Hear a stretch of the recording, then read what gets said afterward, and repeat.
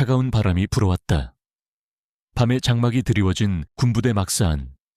정적을 깨는 것은 강민준 병장의 거친 목소리뿐이었다.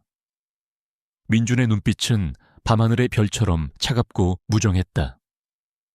그의 앞에 무릎을 꿇고 앉은 이등병 김지훈은 고개를 숙인 채 아무 말도 하지 않았다. 지훈의 어깨는 미세하게 떨리고 있었다.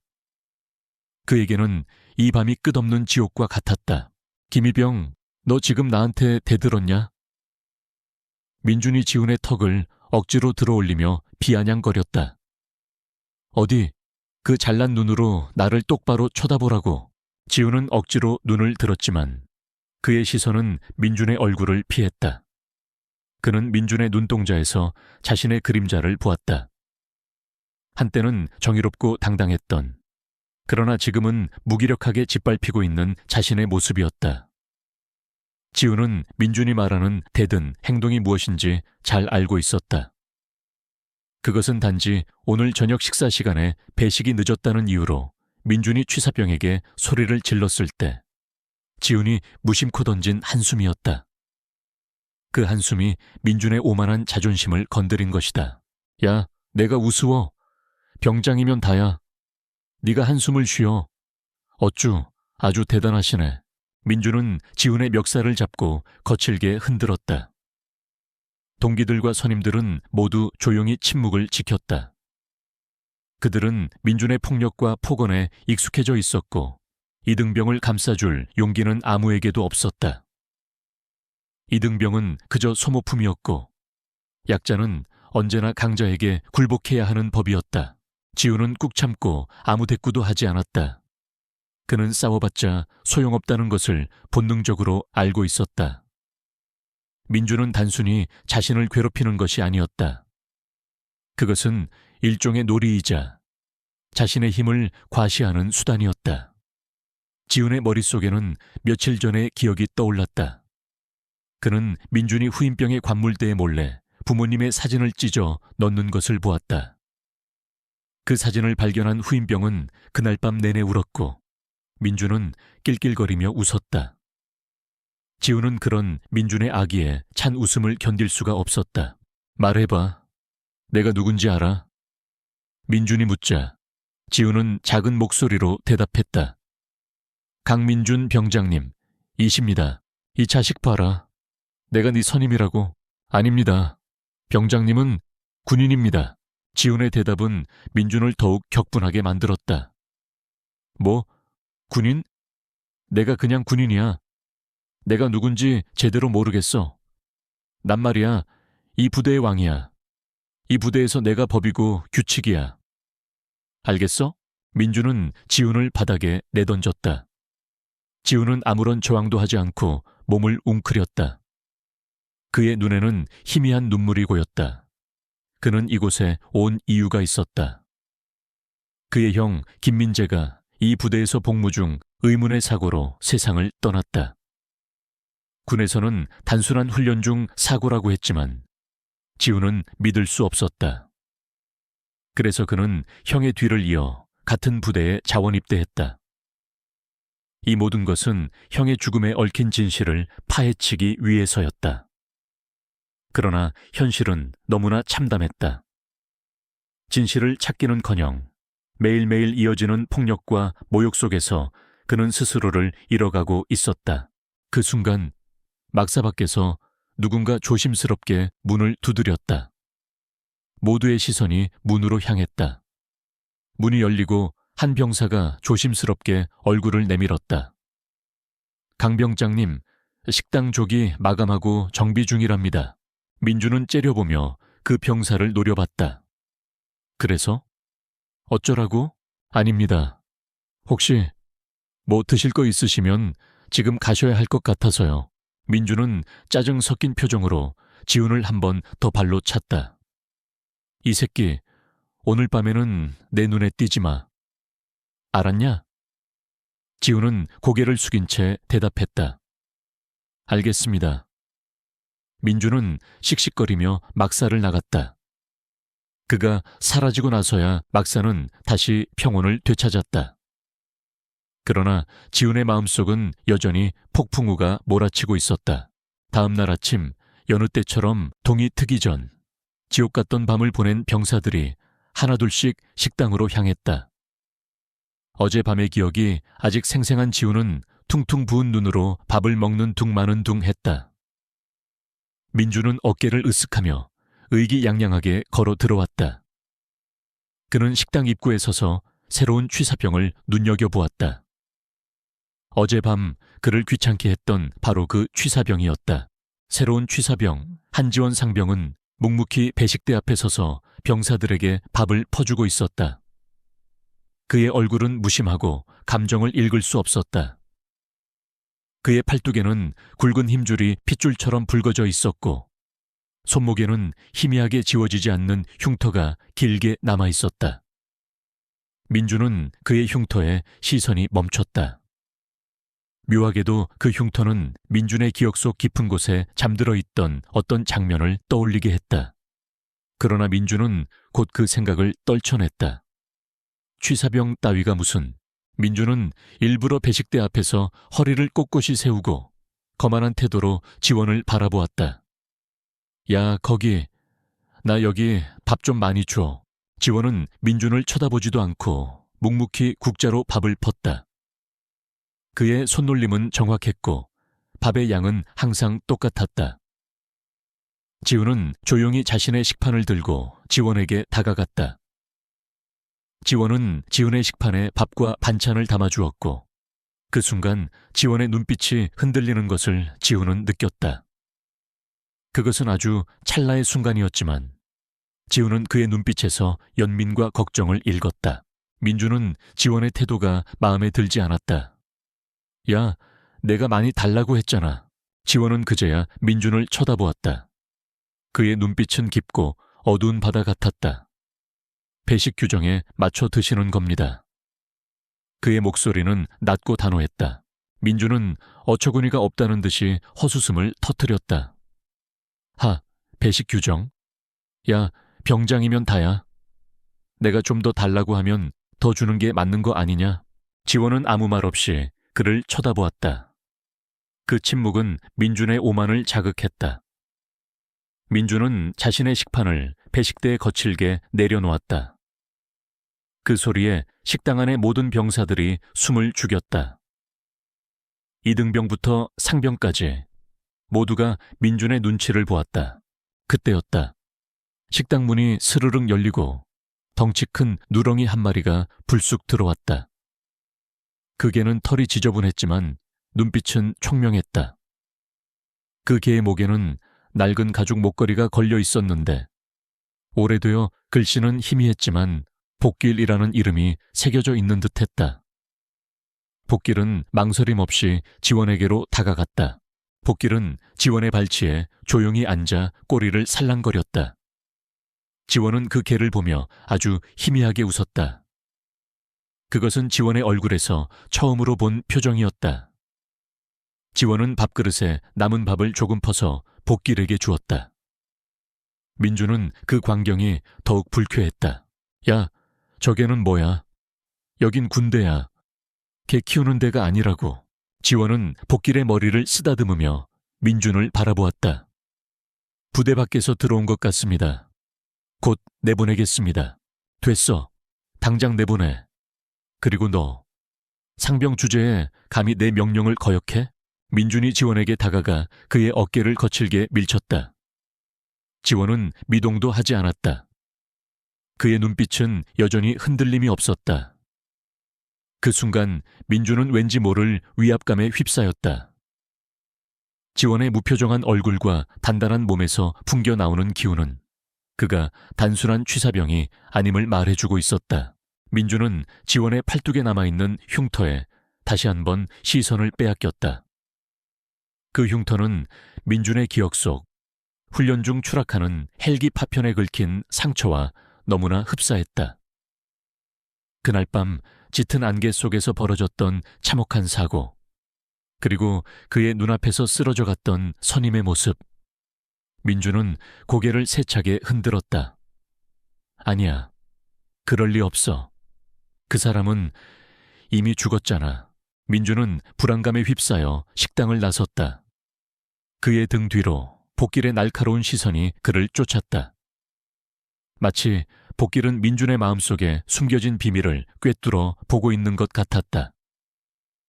복길은 잠시 민준이 사라진 방향을 노려보다가 다시 지원의 발치에 앉아 조용히 식사를 시작했다. 지원은 그 개를 보며 작게 미소 지었다. 그의 미소는 춥고 굳어있던 지훈의 마음에 작은 온기를 불어넣었다. 지훈은 식사를 마치고 조용히 식당을 나섰다. 그의 발걸음은 가벼워졌고 마음속에 묻어두었던 형의 진실을 찾으려는 의지가 다시 한번 타오르기 시작했다. 차가운 바람이 불어왔다. 밤에 장막이 드리워진 군부대 막사안. 정적을 깨는 것은 강민준 병장의 거친 목소리뿐이었다. 민준의 눈빛은 밤하늘의 별처럼 차갑고 무정했다. 그의 앞에 무릎을 꿇고 앉은 이등병 김지훈은 고개를 숙인 채 아무 말도 하지 않았다. 지훈의 어깨는 미세하게 떨리고 있었다. 그에게는 이 밤이 끝없는 지옥과 같았다. 김희병, 너 지금 나한테 대들었냐?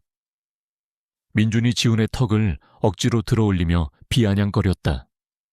어디 그 잘난 눈으로 나를 똑바로 쳐다보라고. 지훈은 억지로 눈을 들었지만 그의 시선은 민준의 얼굴을 피했다. 그는 민준의 눈동자에서 자신의 그림자를 보았다. 한때는 정의롭고 당당했던, 그러나 지금은 무기력하게 짓밟히고 있는 자신의 모습이었다. 지훈은 민준이 말하는 대든 행동이 무엇인지 잘 알고 있었다. 그것은 단지 오늘 저녁 식사 시간에 배식이 늦었다는 이유로 민준이 취사병에게 소리를 질렀을 때 지훈이 무심코 던진 한숨이었다. 그 한숨이 민준의 오만한 자존심을 건드린 것이다. 야, 내가 우스워. 병장이면 다야. 네가 한숨을 쉬어. 어쭈, 아주 대단하시네. 민준은 지훈의 멱살을 잡고 거칠게 흔들었다. 동기들과 선임들은 모두 조용히 침묵을 지켰다. 그들은 민준의 폭력과 폭언에 익숙해져 있었고 이등병을 감싸줄 용기는 아무에게도 없었다. 이등병은 그저 소모품이었고 약자는 언제나 강자에게 굴복해야 하는 법이었다. 지훈은 꾹 참고 아무 대꾸도 하지 않았다. 그는 싸워봤자 소용없다는 것을 본능적으로 알고 있었다. 민준은 단순히 자신을 괴롭히는 것이 아니었다. 그것은 일종의 놀이이자 자신의 힘을 과시하는 수단이었다. 지훈의 머릿속에는 며칠 전의 기억이 떠올랐다. 그는 민준이 후임병의 관물대에 몰래 부모님의 사진을 찢어 넣는 것을 보았다. 그 사진을 발견한 후임병은 그날 밤 내내 울었고 민준은 낄낄거리며 웃었다. 지훈은 그런 민준의 아기에 찬 웃음을 견딜 수가 없었다. 말해봐. 내가 누군지 알아? 민준이 묻자 지훈은 작은 목소리로 대답했다. 강민준 병장님, 이십니다. 이 자식 봐라. 내가 네 선임이라고? 아닙니다. 병장님은 군인입니다. 지훈의 대답은 민준을 더욱 격분하게 만들었다. 뭐? 군인? 내가 그냥 군인이야. 내가 누군지 제대로 모르겠어? 난 말이야. 이 부대의 왕이야. 이 부대에서 내가 법이고 규칙이야. 알겠어? 민준은 지훈을 바닥에 내던졌다. 지훈은 아무런 저항도 하지 않고 몸을 웅크렸다. 그의 눈에는 희미한 눈물이 고였다. 그는 이곳에 온 이유가 있었다. 그의 형 김민재가 이 부대에서 복무 중 의문의 사고로 세상을 떠났다. 군에서는 단순한 훈련 중 사고라고 했지만 지훈은 믿을 수 없었다. 그래서 그는 형의 뒤를 이어 같은 부대에 자원 입대했다. 이 모든 것은 형의 죽음에 얽힌 진실을 파헤치기 위해서였다. 그러나 현실은 너무나 참담했다.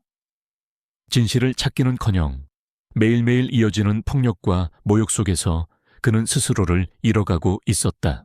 그 순간 막사 밖에서 누군가 조심스럽게 문을 두드렸다.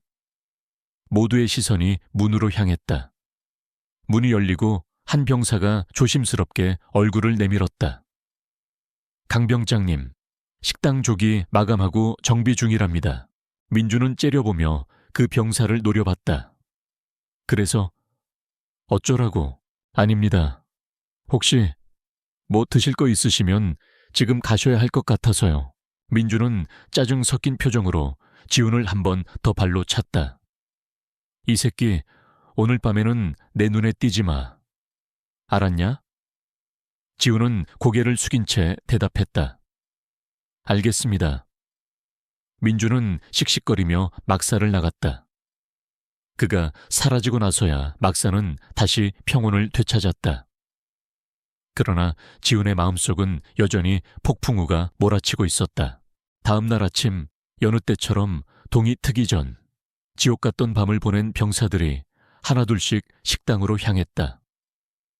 어젯밤의 기억이 아직 생생한 지훈은 퉁퉁 부은 눈으로 밥을 먹는 둥마는 했다. 민주는 어깨를 으쓱하며 의기양양하게 걸어 들어왔다.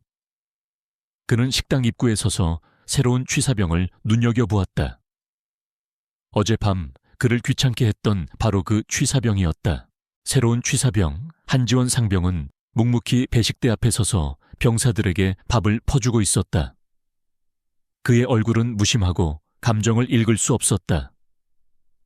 그의 팔뚝에는 굵은 힘줄이 핏줄처럼 붉어져 있었고 손목에는 희미하게 지워지지 않는 흉터가 길게 남아 있었다. 민주는 그의 흉터에 시선이 멈췄다. 묘하게도 그 흉터는 민준의 기억 속 깊은 곳에 잠들어 있던 어떤 장면을 떠올리게 했다. 그러나 민주는 곧 그 생각을 떨쳐냈다. 취사병 따위가 무슨. 민주는 일부러 배식대 앞에서 허리를 꼿꼿이 세우고 거만한 태도로 지원을 바라보았다. 야, 거기, 나 여기 밥 좀 많이 줘. 지원은 민준을 쳐다보지도 않고 묵묵히 국자로 밥을 펐다. 그의 손놀림은 정확했고 밥의 양은 항상 똑같았다. 지훈은 조용히 자신의 식판을 들고 지원에게 다가갔다.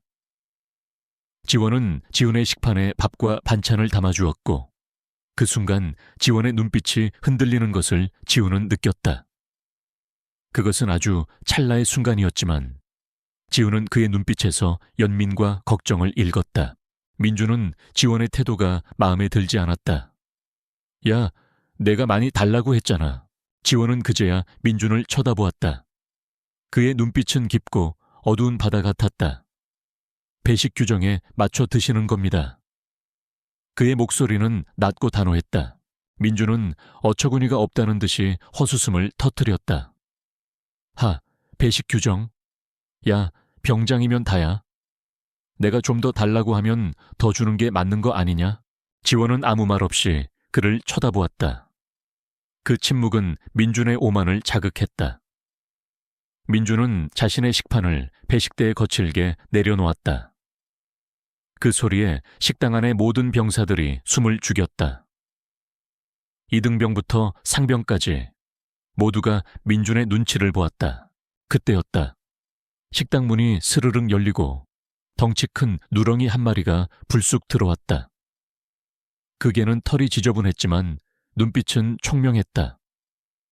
그 개의 목에는 낡은 가죽 목걸이가 걸려 있었는데 오래되어 글씨는 희미했지만 복길이라는 이름이 새겨져 있는 듯했다. 복길은 망설임 없이 지원에게로 다가갔다. 복길은 지원의 발치에 조용히 앉아 꼬리를 살랑거렸다.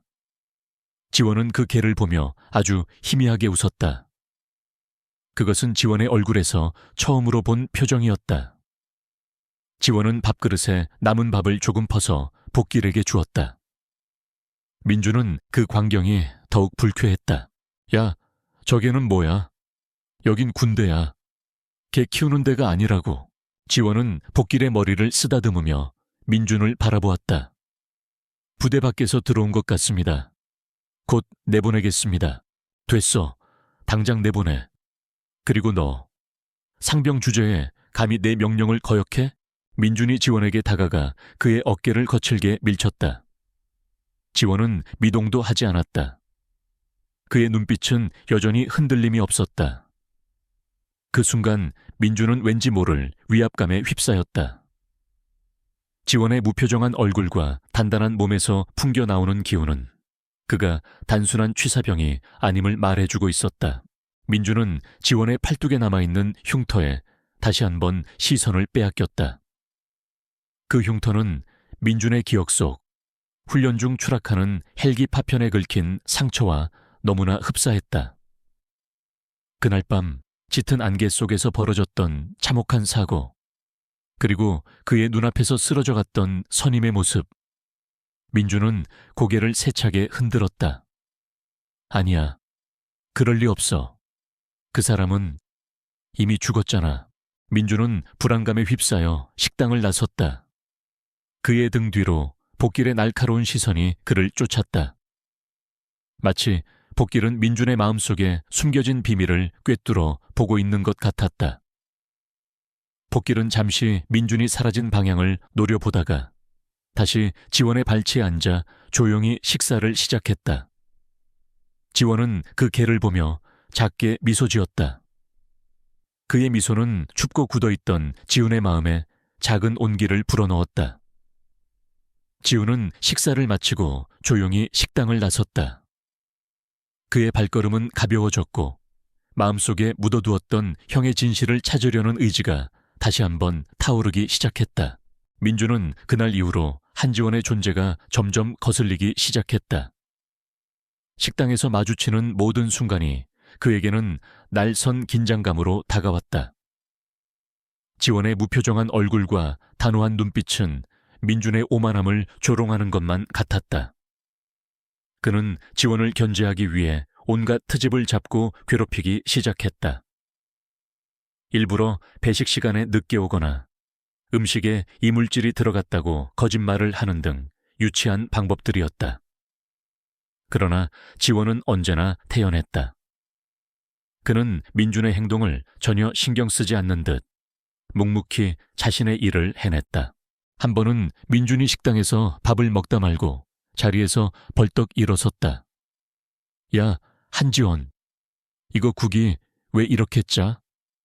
너 나한테 지금 복수하는 거냐? 지원 역시 고개를 들고 민준을 바라보았다. 모든 병사들이 똑같은 맛으로 먹고 있습니다. 입맛에 맞지 않으시면 다음 식사를 기다리십시오. 민준은 지원의 말에 울컥했다. 야, 내가 말했지. 내가 이 부대에서 왕이라고. 내가 짜다고 하면 짠 거야. 너 지금 나한테 대드는 거야? 지원은 민준의 말에 눈 하나 깜짝하지 않았다. 그때 식당 한켠에 앉아있던 복길이 으르렁거리며 민준을 노려보기 시작했다. 그 소리에 민준은 움찔하며 뒷걸음질 쳤다. 복길은 마치 주인을 보호하려는 경호원처럼 지원의 곁을 지켰다. 민준은 복길의 눈에서 뿜어져 나오는 날카로운 기운에 소름이 돋았다. 그는 결국 아무 말도 하지 못한 채 식당을 나섰다. 민준은 점차 불안해지기 시작했다. 지원의 존재는 단순한 취사병이 아니라 마치 자신의 어두운 과거를 들춰내려는 그림자처럼 느껴졌다. 특히 지원의 팔에 있는 흉터는 민준의 뇌리에서 떠나지 않았다. 짙은 안개 속 훈련 중 추락하는 헬기, 그리고 그 헬기 파편에 긁힌 채 피를 흘리며 쓰러져 있던 선임의 모습이 자꾸만 오버랩되었다. 아니야, 그럴 리 없어. 그 사람은 죽었어. 내 눈으로 직접 봤단 말이야. 민주는 그날 밤 며칠째 잠을 설친 탓에 초췌해진 얼굴로 상사 김태식의 내무반을 찾았다. 김태식은 민준과 같은 특전사 출신으로 민준의 과거를 알고 있는 유일한 인물이었다. 그는 민준에게 힘을 실어주며 부대 내에서 막강한 권력을 누리고 있었다. 김 상사님, 그 취사병 말입니다. 민준이 조심스럽게 입을 열었다. 김태식은 신문을 보던 시선을 민준에게로 돌렸다. 무슨 일인데? 밥이라도 잘못 만들었어. 아닙니다. 그 사람 왠지 모르게 저를 아는 것 같습니다. 자꾸 제 신경을 긁습니다. 민준의 목소리에는 두려움이 섞여 있었다. 팔의 흉터도 예전에 그 사고 때 다친 한지원 상병과 너무 똑같습니다. 김태식의 눈빛이 싸늘하게 변했다. 강병장, 너 지금 헛소리 하는 거야. 한지원, 그 자식은 분명히 죽었어. 사망 판정까지 받았다고. 내가 직접 확인했어. 하지만 느낌이 너무 이상합니다. 그리고 그 녀석 특전사에서나 쓰는 기술을 쓰는 것 같습니다. 민주는 어제 식당에서 지원이 자신을 제압하려 했던 짧은 순간을 떠올렸다. 지원의 움직임은 물 흐르듯 자연스러웠고 그 힘은 민준의 예상보다 훨씬 강력했다. 그것은 단순한 싸움 기술이 아니라 철저한 훈련을 통해 몸에 익힌 특수 기술이었다. 김태식은 신문을 내려놓고 민준을 뚫어져라 쳐다보았다. 강병장, 괜한 소리 짓거리지 마. 쓸데없는 생각으로 내 앞길 망치지 말라고. 그 취사병은 그냥 취사병이야. 혹시라도 네가 먼저 건드려서 사고 치는 일 없도록 해. 알았어? 김태식의 목소리는 낮았지만 그 속에 담긴 경고는 뼈 아팠다. 민주는 더 이상 말을 잇지 못하고 내무반을 나섰다. 김태식은 민준이 나가자마자 조용히 전화를 들었다. 그 취사병 말이야. 좀 알아봐줘. 혹시 몰라. 강병장 녀석이 헛소리를 할 리는 없는데. 그의 목소리에는 알 수 없는 불안감과 함께 냉정함이 섞여 있었다. 한편 지훈은 한지원을 유심히 관찰하기 시작했다. 지원은 묵묵히 자신의 일을 하면서도 지훈을 챙겨주었다. 민준의 눈을 피해 지훈에게는 항상 따뜻한 밥과 반찬을 챙겨주었고 가끔은 지훈에게만 알아들을 수 있는 조언을 건네기도 했다. 지훈은 지원에게서 형의 모습을 보았다. 따뜻하고 든든하고 정의로웠던 형의 모습. 어느 날 저녁 지훈은 식당에 홀로 남은 지원에게 조심스럽게 다가갔다. 복길은 지원의 발치에 얌전히 앉아 있었다. 상병님, 혹시 저를 아십니까? 지훈이 물었다. 지원은 밥을 짓던 손을 멈추고 지훈을 바라보았다. 무슨 말이지? 아닙니다. 그냥 저를 보시는 눈빛이 형을 닮아서요. 저희 형도 특전사였습니다. 혹시 아실 수도 있을 것 같아서요. 지훈의 눈에는 희미한 기대감이 서려 있었다. 지원의 눈빛이 미세하게 흔들렸다. 그는 지훈의 눈을 깊숙이 들여다보았다. 형의 이름이 김민재입니다. 상병님과 같은 해에 전역하셨습니다. 지원은 밥주걱을 내려놓았다. 그의 얼굴에는 감정을 읽을 수 없었지만 그의 눈은 깊은 슬픔과 분노로 일렁였다. 복길이 으르렁거리며 짖기 시작했다. 그 사람 내 후배였다. 지원이 조용히 말했다. 그리고 내 눈앞에서 죽어갔다. 지훈은 그 말에 온몸에 소름이 돋았다. 네? 무슨 말씀이십니까? 저희 형은 그냥 훈련 중에 사고가 아니었다. 그것은 누군가의 욕심이 만들어낸 비극이었다. 지원은 지훈에게 헬기 추락 사고에 대한 진실을 털어놓았다. 특전사 훈련 중 강민준이 지휘관의 자리를 탐내 무리한 작전을 강행했고 그 때문에 헬기가 추락했다는 사실. 그 사고로 지훈의 형 김민재가 대신 희생되었고 지원 역시 심각한 부상을 입었다는 것을 지원은 김민재의 마지막 모습을 회상했다. 민재는 마지막까지 너와 부모님을 걱정했어. 그리고 내게 꼭 이 사실을 밝혀달라고 부탁했다. 지원은 헬기 추락 사고 이후 뇌진탕으로 인해 기억을 잃었다. 그러나 최근 들어 기억의 파편들이 하나둘씩 돌아오기 시작했고 그는 자신의 기억을 되찾기 위해 군으로 돌아왔다. 그리고 우연히 취사병으로 배치된 이 부대에서 김민준을 만난 것이다. 지훈은 지원의 이야기에 충격을 받았다. 민준의 괴롭힘 속에서 쌓였던 분노와 슬픔이 한꺼번에 폭발했다. 그럼 강민준 그 인간이 저희 형을 죽인 겁니까? 지원은 고개를 끄덕였다. 정확히는 그가 무리한 작전을 강행했고 그 결과를 은폐하기 위해 거짓말을 했다. 지훈은 눈물을 흘리며 주먹을 꽉 쥐었다. 그동안 민준의 괴롭힘을 묵묵히 참아왔던 이유가 형의 진실을 찾는 것이었다면 이제는 그 진실을 밝히고 민준에게 복수해야 할 이유가 생겼다. 지훈은 지원의 눈을 바라보며 말했다.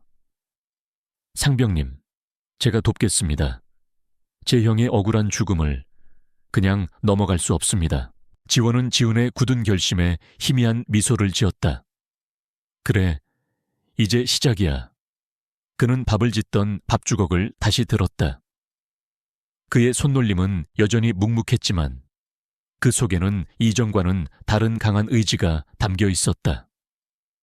복길은 그런 두 사람을 조용히 바라보았다. 그의 눈빛은 깊고 총명했다. 진실이 드러난 밤, 지훈의 마음은 분노와 슬픔으로 뒤섞여 잠 못 이루는 밤을 보냈다. 형의 죽음이 단순한 사고가 아닌 누군가의 야망과 이기심이 낳은 비극이었다는 사실은 그의 내면에 깊은 상처를 남겼다.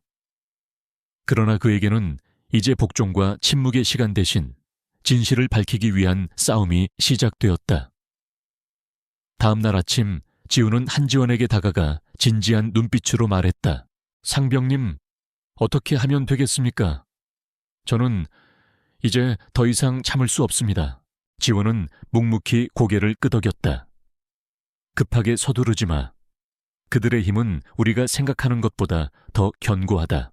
지원과 지훈은 식당의 조리실 구석에서 비밀스러운 대화를 나누었다. 지원은 지훈에게 김민준과 상사 김태식이 공모하여 진실을 은폐했다는 사실을 다시 한번 확인시켜 주었다. 김태식은 당시 헬기 추락 사고의 보고 책임자였고 자신의 진급에 방해가 될까봐 민준의 잘못을 덮어주었던 것이었다. 우리는 증거가 필요하다. 그들의 입을 열게 할 증거. 지원의 목소리는 차분했지만 그 속에는 단단한 결의가 담겨 있었다. 그들은 모든 증거를 인멸했다고 믿고 있을 거다. 하지만 아주 작은 흔적이라도 남아있을 거야. 지원은 자신이 특전사 출신이었기 때문에 부대 내의 지형과 특수훈련시설에 대해 잘 알고 있었다. 그는 부상으로 인해 특전사에서 퇴출되었지만 그의 기억 속에는 사고 당일의 모든 정황과 동선이 생생하게 남아있었다. 그때 조리실 문이 스르륵 열리며 복길이 고개를 들이밀었다. 복길은 지훈의 다리에 머리를 비비며 꼬리를 흔들었다. 지원은 복길의 목에 걸린 낡은 인식표를 어루만졌다. 복길은 원래 특수부대에서 훈련받던 탐지견이었다. 당시 사고 현장에서 유일하게 살아남은 생존자이자 모든 것을 기억하고 있는 목격자이기도 해. 지원은 복길이 뇌진탕으로 기억을 잃은 자신과는 달리 모든 것을 선명하게 기억하고 있을 거라고 확신했다. 복길은 김민재의 마지막 순간을 함께했고 그의 냄새와 흔적을 기억하고 있었다. 지원은 복길을 통해 잃어버린 자신의 기억을 되찾고 사건의 전말을 퍼즐처럼 맞춰가고 있었던 것이다. 지원은 지훈에게 조심스럽게 말했다. 복길이에게 냄새를 기억하게 해줘야 한다. 네 형의 물건이 있다면 복길이에게 맡겨보자. 지훈은 희망의 빛을 보았다. 그는 부모님이 보내준 택배 상자에 들어있던 형의 낡은 군복 조각을 떠올렸다. 부모님은 아들의 죽음을 슬퍼하며 그의 유품을 모두 모아두셨다. 지훈은 부모님께는 비밀로 하고 몰래 형의 군복 조각을 챙겨 부대에 가져왔었다. 있습니다, 상병님. 저희 형의 군복 조각이 있습니다. 지훈은 눈물을 글썽이며 말했다. 그날 밤 모든 병사들이 잠든 시간, 지원과 지훈은 몰래 막사를 빠져나와 부대 뒤편에 낡은 창고로 향했다. 그곳은 훈련 장비들을 보관하는 곳으로 인적이 드물어 비밀스러운 계획을 실행하기에 적합한 장소였다. 지원은 지훈이 가져온 군복 조각을 복길이에게 맡겼다. 복길이는 냄새를 맡자마자 킁킁거리며 낡은 창고의 구석구석을 돌아다니기 시작했다. 복길이는 낡은 천막더미 앞에서 멈춰 섰다. 그리고는 낑낑거리며 천막을 긁기 시작했다. 지원과 지우는 천막을 치워보았다. 그 아래에는 곰팡이가 피고 녹이 새운 철제 캐비닛이 놓여 있었다. 캐비닛의 자물쇠는 녹슬어 있었고 쉽게 열리지 않았다. 이게 뭘까요? 지훈이 물었다. 지원은 캐비닛의 상태를 유심히 살폈다. 이 캐비닛은 특전사 훈련 장비들을 보관하던 곳이야. 아마도 사고 당시의 기록이나 장비들이 이곳에 숨겨져 있을 수도 있다. 바로 그때 뒤편에서 인기척이 들렸다. 민준이었다. 그는 불안감에 잠 못 이루다 이곳까지 발걸음하게 된 것이었다. 민준은 지원과 지훈이 캐비닛 앞에 쭈그리고 앉아있는 모습을 보고는 섬뜩한 예감을 느꼈다. 너희들 여기서 뭐 하는 거야? 민준의 목소리가 어둠 속을 갈랐다. 지원과 지훈은 몸을 일으켰다. 지원은 침착하게 민준을 바라보았다. 산책 중이었다. 병장. 산책? 이 밤중에 이등병이랑 같이. 그리고 저게는 뭐야? 민준은 복길이를 가리키며 소리쳤다. 분명히 말했지.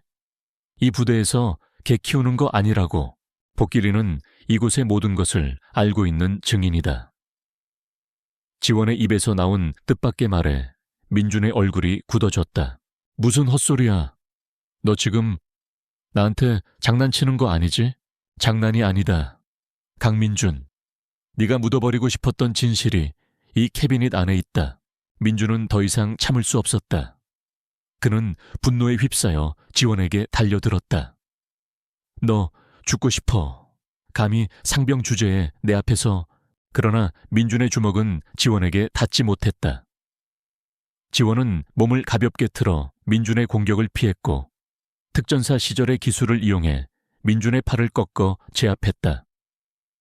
민준은 고통에 찬 신음소리를 내며 바닥에 쓰러졌다. 지훈은 그 광경에 눈이 휘둥그레졌다. 평소 자신을 괴롭히던 무적의 존재 같던 병장이 힘없이 제압당하는 모습은 충격적이었다. 네오, 네오. 민준은 비틀거리며 일어섰다. 그의 눈은 공포와 분노로 가득 차 있었다. 네가 살아있을 리 없어. 한지원, 넌 분명히. 지원은 민준의 팔을 다시 잡고 자신의 팔뚝에 있는 흉터를 보여주었다. 이 상처, 기억나나?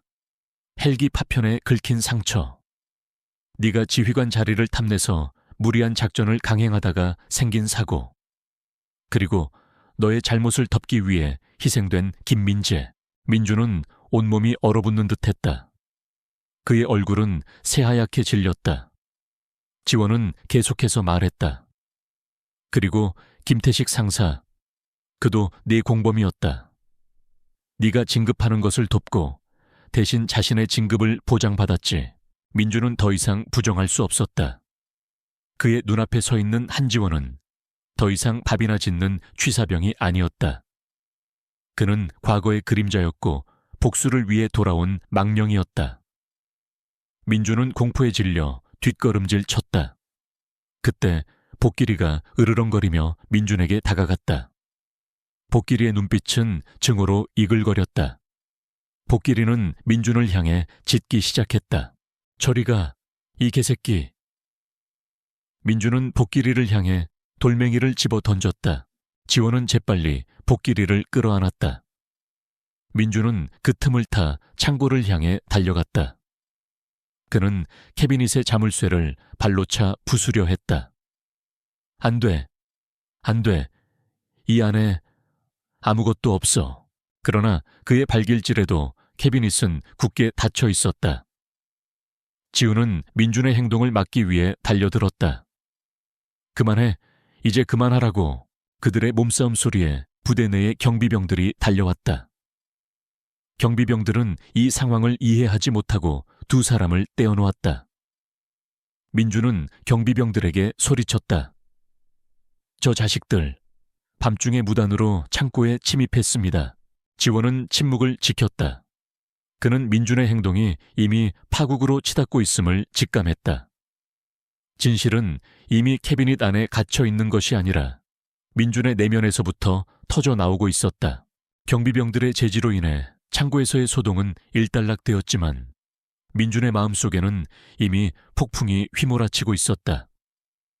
그는 지원이 살아 돌아온 이유를 알았고 자신의 과거가 더 이상 안전하지 않다는 것을 깨달았다. 민준은 경비병들에게 지원과 지훈을 징계해달라고 요청했지만 그들은 민준의 말을 따르기보다 상급 부대에 보고하는 것을 택했다. 민준은 그날 밤 김태식 상색에 달려가 모든 것을 털어놓았다. 상사님, 한지원, 그 자식이 돌아왔습니다. 그가 그날의 사고에 대해 모든 것을 알고 있습니다. 게다가 김민재 이등병의 동생과 함께 김태식의 얼굴은 순식간에 차갑게 굳어졌다. 뭐? 한지원? 네가 똑바로 봤어? 네, 틀림없습니다. 제 팔에 있는 흉터를 보여주며 그날의 사고를 언급했습니다. 분명히 복수하러 온 겁니다. 김태식은 한동안 말이 없었다. 그의 머릿속은 복잡하게 돌아가고 있었다. 한지원이 살아 돌아왔다는 것은 그들의 공모와 거짓말이 세상에 드러날 위험에 처했다는 것을 의미했다. 김태식은 민준의 불안감을 무시하고 침착하게 말했다. 괜히 섣불리 행동하지 마. 감정적으로 굴지 말고. 그 자식은 취사병이고 우리는 상급자야. 우리가 힘을 합치면 충분히 막아낼 수 있다. 그러나 김태식의 목소리에는 이전과 같은 자신감이 없었다. 그는 자신의 권력을 이용해 지원을 견제하기 시작했다.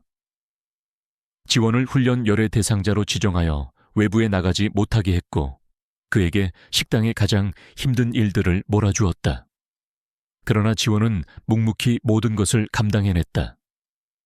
마치 이 모든 고난을 예상했다는 듯 그는 전혀 동요하지 않았다. 지원은 김태식의 압박이 시작되자 지훈에게 말했다. 그들이 우리를 압박하기 시작했다는 것은 우리가 옳은 방향으로 가고 있다는 뜻이다. 이제부터는 우리가 먼저 움직여야 한다. 지원은 지훈과 함께 본격적으로 작전을 세웠다. 복길이는 이제 그들의 가장 중요한 증인이자 탐지견이었다. 지원은 복길이에게 형의 군복 냄새를 다시 한번 맡게 하고 사고가 발생했던 훈련장으로 몰래 들어갔다. 그곳은 이미 시간이 오래 흘러 풀이 무성하게 자라 있었고 훈련 장비들은 녹슨 채 방치되어 있었다. 복길이는 능숙하게 냄새를 추적하며 훈련장 곳곳을 돌아다녔다. 이윽고 복길이는 한 낡은 컨테이너 박스 앞에서 멈춰 섰다. 그리고는 컨테이너 박스 아래를 파기 시작했다.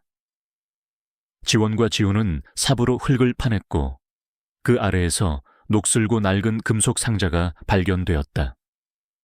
상자 안에는 헬기 추락 사고 당시의 기록들이 들어 있었다. 훈련 일지, 통신 기록, 그리고 사고 당시의 음성 파일이 담긴 녹음기였다. 지원은 녹음기를 조심스럽게 꺼내 재생 버튼을 눌렀다. 녹음기에서는 지지직거리는 소리와 함께 그날 밤의 비명소리와 함께 김민준과 김태식의 목소리가 들려왔다. 헬기가 추락했습니다. 한지원 상병과 김민재 병장이 크게 다쳤습니다. 김 병장, 빨리 움직여. 구조를 요청해야 합니다. 닥쳐. 김민재, 그 자식만 죽으면 내가 지휘관이 될 수 있어. 이걸 전부 다 묻어야 한다. 아무도 이 사실을 알게 해선 안 돼. 녹음기에서 흘러나오는 목소리는 지훈의 심장을 찢어놓는 듯했다. 그는 오열하며 주저앉았다. 자신의 형이 단순한 사고가 아닌 김민준의 탐욕과 김태식의 비겁함 때문에 죽었다는 사실을 생생하게 확인하는 순간이었다. 지원은 묵묵히 지훈의 어깨를 감싸 안았다. 바로 그때 뒤편에서 민준과 김태식이 나타났다. 그들은 누군가 그곳에 있을 것임을 직감하고 미행했던 것이다. 민준은 지원의 손에 들린 녹음기를 보고는 눈이 뒤집혔다. 저걸 당장 내놔. 민준은 지원에게 달려들었다. 지원은 재빨리 녹음기를 지훈에게 넘겼다. 지훈아, 이걸 가지고 부대 밖으로 나가. 그리고 헌병대로 가. 내가 시간을 벌겠다. 지훈은 망설였다. 하지만 상병님, 이건 네 형의 억울함을 풀 마지막 기회야. 지훈은 눈물을 흘리며 녹음기를 품에 안고 숲속으로 도망쳤다. 민주는 지훈을 쫓으려 했지만 지원이 그의 앞을 가로막았다. 네 상대는 나다. 민주는 분노에 휩싸여 지원에게 달려들었다. 네가 그날 죽었어야 했어. 네가 죽었으면 모든 게 조용했을 텐데. 지원과 민준의 격투가 벌어졌다. 민준은 힘과 분노로 무장했지만 지원은 오랜 특전사 훈련으로 단련된 기술과 침착함으로 맞섰다. 지원은 민준의 공격을 가볍게 피하며 그를 제압했다. 그 순간 김태식이 나타나 지원의 뒤통수를 둔기로 내리쳤다. 지원은 충격에 휘청거리며 쓰러졌고 그 틈을 타 민준은 지원에게 주먹을 휘둘렀다. 지원은 피를 흘리며 쓰러졌고 그들의 발길질은 멈추지 않았다. 민준은 분노에 가득 차 지원에게 소리쳤다. 병장이면 다야. 그래, 내가 병장이면 다라고. 그들의 폭력은 계속되었고 지원의 의식은 점차 희미해져 갔다.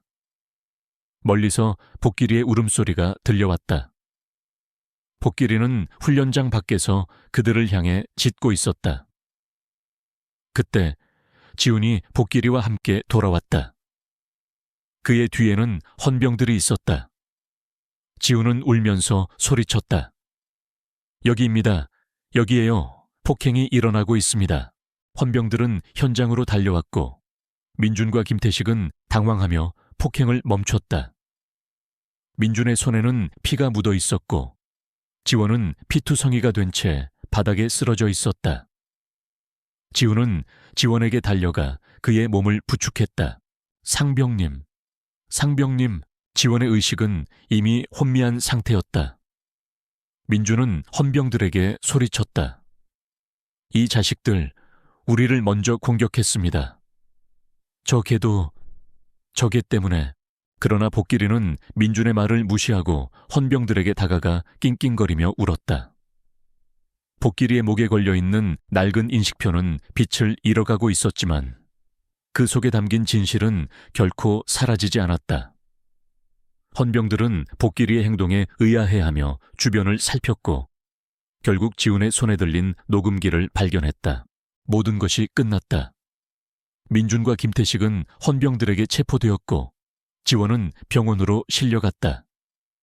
지훈은 피투성이가 된 지원의 손을 잡고 눈물을 흘렸다. 상병님, 우리 형의 억울함을 풀어줘서 감사합니다. 지원은 힘없는 미소를 지으며 지훈의 머리를 쓰다듬었다. 그의 눈에는 안도감과 함께 긴 싸움을 끝낸 평온함이 서려 있었다. 복길이는 지원의 발치에 앉아 조용히 낑낑거렸다. 그들의 모습은 마치 오랜 시간 동안 잃어버렸던 가족을 다시 만난 듯했다. 지원은 병원으로 이송되었다. 그의 부상은 심각했지만 다행히 생명에는 지장이 없었다. 지훈은 병실 앞에서 초조하게 기다렸다. 복길이 역시 지훈의 곁을 떠나지 않고 병실 문 앞에서 낑낑거렸다. 헌병대에서 조사가 시작되었고 지훈은 모든 것을 솔직하게 진술했다. 그가 가지고 있던 녹음기는 결정적인 증거가 되었다. 며칠 후 군사재판이 열렸다. 피고인석에 앉은 강민준과 김태식은 초라하고 비참한 모습이었다. 한때 부대를 장악했던 오만함과 권력은 온데간데 없었다. 민준의 눈은 불안과 공포로 가득했고 태식의 얼굴에는 좌절과 체념이 드리워져 있었다. 증인으로 나선 지훈은 굳은 목소리로 형의 억울한 죽음에 대해 증언했다. 그는 떨리는 손으로 녹음기를 제출했고 법정은 침묵에 휩싸였다. 녹음기에서 흘러나오는 민준과 태식의 대화는 그날의 참혹한 진실을 생생하게 전달했다. 민준의 이기심과 태식의 방관이 한 젊은이의 목숨을 앗아갔다는 사실이 만천에 드러나는 순간이었다. 지우는 마지막으로 판사에게 말했다. 저희 형은 사고로 죽지 않았습니다. 선임의 욕심과 비겁함 때문에 희생되었습니다. 저는 이 사실을 밝히기 위해 군에 왔습니다. 저희 형의 죽음이 헛되지 않도록 공정한 판결을 내려주시길 바랍니다. 재판장에서는 복길이의 존재에 대한 질문이 나왔다. 지우는 복길이가 특수부대 훈련견이며 형의 냄새를 기억하고 캐비닛을 찾아낸 과정을 설명했다. 사람들은 복길이의 총명함과 충성심에 놀라움을 금치 못했다. 복길이는 단순한 개가 아니라 진실을 밝히는데 결정적인 역할을 한 살아있는 증거였다. 그 시각 병실에 누워있던 지원은 희미하게나마 꿈을 꾸고 있었다. 짙은 안개와 비가 내리는 밤, 헬기 추락 사고의 순간이 생생하게 재현되었다. 그는 정신을 잃어가던 김민재의 얼굴을 보았다. 지원아, 난 괜찮아.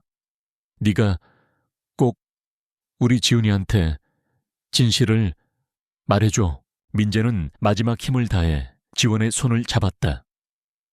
그 순간 지원은 자신의 팔에 긁힌 헬기 파편의 상처를 느꼈다.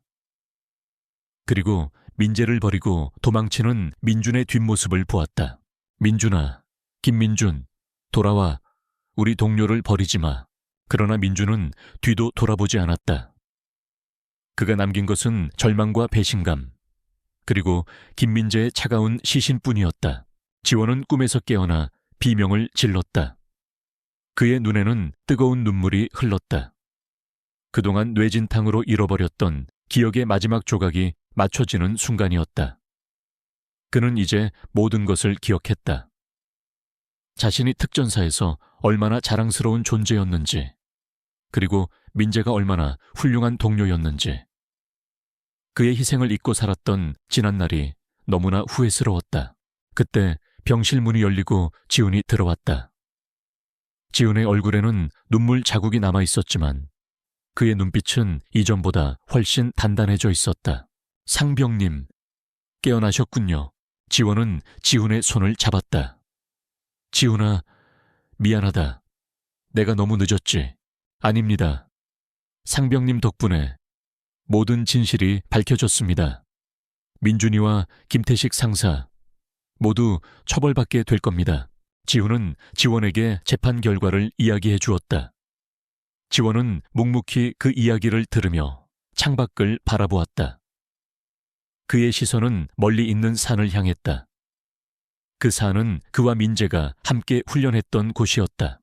민재가 네가 와주길 바랐을 거야. 지원이 나지막이 말했다. 지훈은 고개를 끄덕였다. 형이 저에게 복길이를 보내준 것 같습니다. 복길이가 아니었으면 저희는 아무것도 밝혀내지 못했을 겁니다. 그 순간 복길이가 병실 문을 열고 들어와 지원의 침대 옆에 앉았다. 복길이는 지원의 손에 자신의 머리를 기대며 낑낑거렸다. 지원은 복길이의 머리를 쓰다듬었다. 고맙다, 복길아. 네가 없었으면 난 영원히 그날의 기억을 찾지 못했을 거야. 복길이는 지원의 따뜻한 손길에 눈을 감았다. 복길이에게 지원은 단순한 취사병이 아니었다. 그는 복길이가 잃어버렸던 동료이자 가족이었다. 그들은 서로의 상처를 보듬어주며 잃어버린 기억과 진실을 함께 찾아낸 동반자였다. 시간이 흘렀다. 군사재판은 마무리되었고 강민준은 징역형을 선고받았다. 그는 감옥에서 자신의 죄를 뉘우치며 한지원과 김민재에게 용서를 구했다. 김태식 역시 보직 해임과 함께 징계 처분을 받았다. 모든 진실이 밝혀졌고 공의가 실현되었다. 지원은 병원에서 퇴원한 후 더 이상 군에 남지 않기로 결정했다. 그는 특전사로 복귀할 수도 있었지만 새로운 삶을 살기로 결심했다. 그는 복길이와 함께 작은 시골 마을에 정착했다. 그곳에서 지원은 작은 식당을 열었다. 식당의 이름은 민재의 밥상이었다. 지원과 지훈은 매일 식당에서 함께 밥을 만들었다. 지원은 지훈에게 요리를 가르쳐 주었고, 지훈은 지원에게서 삶의 희망과 용기를 배웠다. 지훈은 더 이상 과거의 아픔에 갇혀 있지 않았다. 그는 형의 억울함을 풀어준 것에 대해 감사했고, 지원과 함께 새로운 삶을 시작했다. 복길이는 식당의 마스코트가 되었다. 그는 식당을 찾아오는 손님들을 반갑게 맞이했고, 지원과 지훈의 든든한 친구이자 가족이 되었다. 그들은 함께 밥을 먹고, 함께 웃고, 함께 슬픔을 나누었다. 어느 날 지원은 지훈에게 말했다. 이 세상에는 힘없는 사람들을 괴롭히는 사람들이 여전히 많아. 병장이면 다인 줄 아는 사람들. 지훈은 고개를 끄덕였다. 하지만 그들에게 맞서 싸우는 사람들도 있습니다. 상병님처럼요. 지원은 지훈의 말에 환하게 웃었다. 그의 웃음은 그동안의 상처와 아픔을 치유하는 빛과 같았다. 그들은 더 이상 과거에 얽매이지 않았다. 그들은 서로를 의지하며 새로운 미래를 향해 나아가고 있었다. 그들의 이야기는 군부대에서의 비극으로 시작되었지만 결국에는 사랑과 희생, 그리고 희망을 찾아가는 아름다운 이야기로 마무리되었다. 시간은 흐르고 계절은 바뀌었다. 군사 재판이 끝난 지 1년의 시간이 흘렀다. 강민준과 김태식은 그들이 저지른 죄의 대가를 치르고 있었다. 그들의 이름은 이제 사람들의 기억 속에서 희미해져 갔지만 그들이 남긴 상처는 여전히 누군가의 가슴에 깊이 박혀 있었다. 그러나 한지원과 김지훈에게는 새로운 시작이었다. 지원은 군을 떠나 작은 시골 마을에 정착했다. 그는 자신의 특전사 경력을 살려 보안 관련 직업을 찾을 수도 있었지만 대신 그는 민재의 밥상이라는 이름의 작은 식당을 열었다. 간판은 낡은 나무로 만들어져 있었고 글씨는 지훈이 서툰 솜씨로 직접 썼다. 그에게 민재의 밥상은 단순한 식당이 아니었다. 그것은 잃어버린 친구에 대한 기억이자 그가 살아가는 이유가 되어주었다. 식당은 작았지만 항상 따뜻한 온기가 가득했다. 지훈은 지원의 식당에서 보조 요리사로 일했다. 그는 더 이상 이등병의 초췌한 모습이 아니었다. 그의 얼굴에는 생기가 돌았고 눈빛은 형의 억울함을 풀어준 것에 대한 자부심과 새로운 삶에 대한 희망으로 빛나고 있었다. 상병님, 오늘 국은 조금 싱거운 것 같습니다. 지훈이 국자로 국을 맛보며 말했다. 지원은 지훈의 말을 듣고 국그릇을 받아들었다. 그런가? 내 입맛이 점점 까다로워지는군. 지원은 넉살 좋게 웃으며 소금 한 꼬집을 더 넣었다. 그의 손놀림은 요리사로서의 능숙함과 함께 그가 잃어버렸던 삶의 여유를 보여주었다. 복길이는 이제 민재의 밥상의 마스코트가 되었다. 그는 식당 입구에 앉아 손님들을 맞이했고 가끔씩 지원과 지훈이 바쁠 때면 주방을 드나들며 음식 냄새를 맡았다. 복길이의 목에는 깨끗하게 닦인 인식표가 걸려 있었다. 그 인식표에는 복길이라는 이름과 함께 영원한 동료라는 글자가 새겨져 있었다. 어느 날 오후 식당에는 손님이 끊기고 평화로운 시간이 찾아왔다. 지원은 식당의 테라스에 앉아 따뜻한 햇살을 맞았다. 복길이는 그의 발치에 엎드려 잠들어 있었다. 지훈은 주방에서 설거지를 하고 있었다. 그때 지훈이 지원에게 조심스럽게 물었다. 상병님, 특전사로 돌아가고 싶지 않으십니까? 지원은 눈을 감은 채 대답했다. 글쎄, 예전에는 그게 내 전부라고 생각했지. 하지만 지금은 아니야. 왜? 아닙니까? 지원은 눈을 뜨고 지훈을 바라보았다. 그의 눈빛은 깊고 따뜻해냈다. 특전사에서의 삶은 나 혼자만의 싸움이었어. 항상 최고가 되기 위해 노력했고 동료를 이기기 위해 애썼지. 하지만 여기에서의 삶은 달라. 너와 함께 밥을 만들고 손님들과 이야기를 나누고 복길이와 함께 산책을 하는 것. 이 모든 것이 내 마음의 상처를 치유해 주는 것 같아. 지우는 지원의 말에 고개를 끄덕였다. 형도 그렇게 생각했을 겁니다. 형은 항상 저에게 행복이 무엇인지 고민하라고 말씀하셨습니다. 형은 마지막 순간까지 상병님과 저희 가족을 걱정했습니다. 지원은 지훈의 말에 눈시울이 붉어졌다. 그래, 민재는 항상 주변 사람들을 먼저 생각했지. 나에게는 너무나 과분한 동료였다. 그들의 대화는 그날의 비극을 떠올리게 했지만 이제는 슬픔보다는 감사와 치유의 감정이 더 컸다. 그들은 서로를 보며 웃었다. 그 웃음에는 과거의 상처를 이겨낸 사람들의 강인함과 따뜻함이 담겨 있었다. 그날 저녁 식당에는 낯선 손님이 찾아왔다. 그는 초췌한 얼굴에 검은색 모자를 눌러쓰고 있었다. 그는 식당 구석에 앉아 묵묵히 밥을 먹었다. 지우는 그 손님의 얼굴을 보고는 깜짝 놀랐다.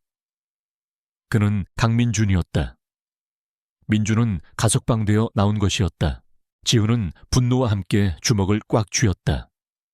그는 민준에게 달려가고 싶었지만 지원이 그의 팔을 잡았다. 진정해. 지훈아. 지원은 민준에게 다가갔다. 그는 아무 말 없이 민준의 식탁에 따뜻한 물을 놓아주었다.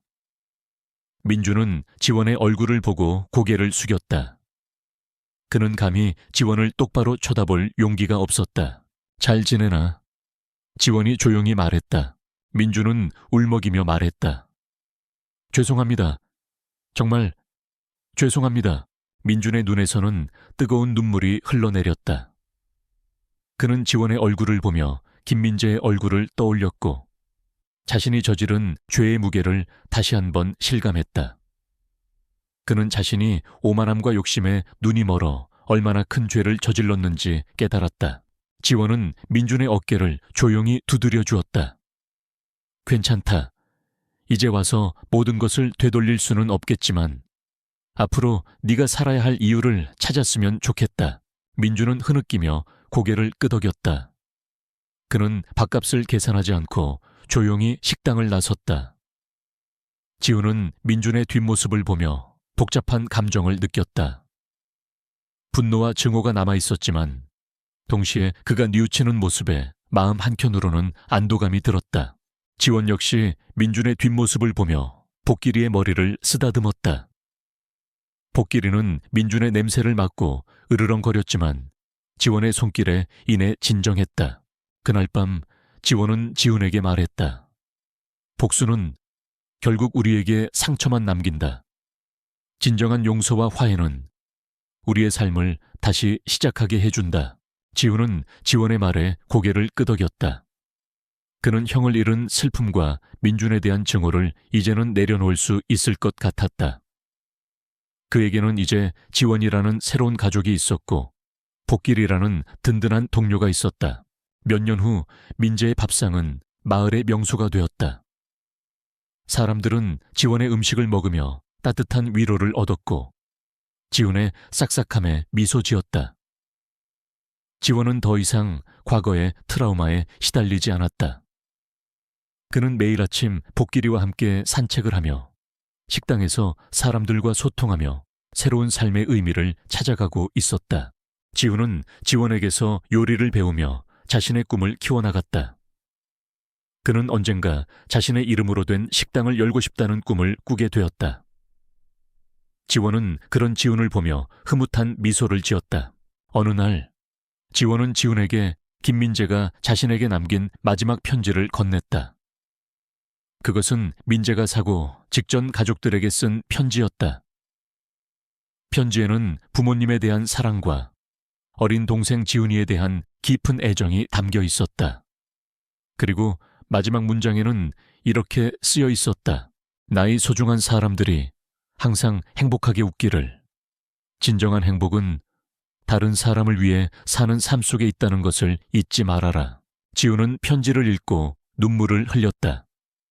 그러나 그 눈물은 슬픔의 눈물이 아니었다. 그것은 형의 사랑과 희생을 깨달은 감동의 눈물이었다.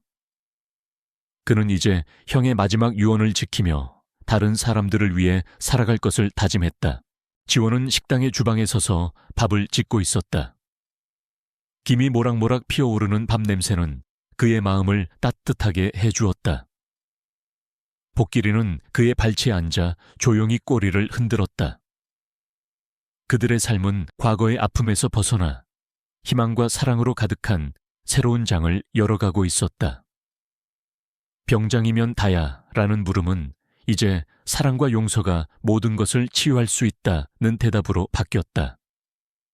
그들의 이야기는 이렇게 따뜻하고 감동적인 결말을 맞이했다.